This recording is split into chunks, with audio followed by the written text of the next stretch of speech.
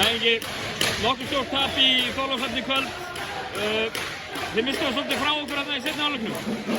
Þeir hittu alveg gríðarlega og við vorum að hluti sem við lögðum fyrir leikinn vorum ekki að framkvæma varðanlega séð. En að samanskapið þá gekk allt upp hjá þeim. Þegar maður er með öll öfnin, setja 3-point play, þá veistu að það getur ekki meira gengið upp. Þetta er svona svolítið leikurinn hjá Þórstunum, vilja spila hratt og setja skotið sem við viljum gera líka. Já, en þegar þeir eru að skjóta stærra milli 50 og 60%. Já, þess vegna eru þeir númer 2. Hvað hvað ætlaði að gera til þess að vera að koma í veg fyrir að þetta gerist í næsta leik hérna? Við vorum með 3 meginatriði varnaræsið sem við ætlum að gera, gerðum mjög illa og það er þau sem við þurfum að laga og framkvæma.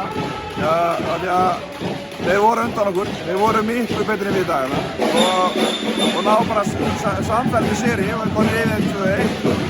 Við þurfum að passa það að við sýnum okkur við gerðir og svörum fyrir þetta í Matús Garðabæðinni og komum aftur á laugardaginn hvernig sem það er. 8 leikum. Nú eru þeir búin að vinna 2 leikir þeir unnið fyrsta leikinn hérna sem var sterkur sigur hjá ykkur. Já, við vorum betri þá, bæðir í jöfn í síðustu leik en þeir áttu svaka skot sem að duttu með þeim og unnu þann leik en í dag voru þeir bara miklu betri á öllum stöðum. Nú hefur þú komið í 1 eða 2 svona seríur áður. Hvað þarf liðið að gera til þess að rífa sig í gang fyrir? Við þurfum að framkvæma gildin sem við erum fyrir. Við gerum það ekki í dag, það er kraftmál.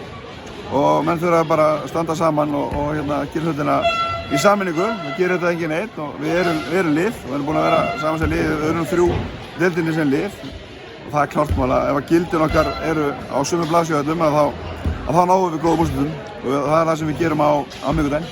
Mætið dýrvitlausir í Matús Garðabæðarhöllina vantanlega? Það er tímaböl undir, þannig að þú getur eftir tímið þær.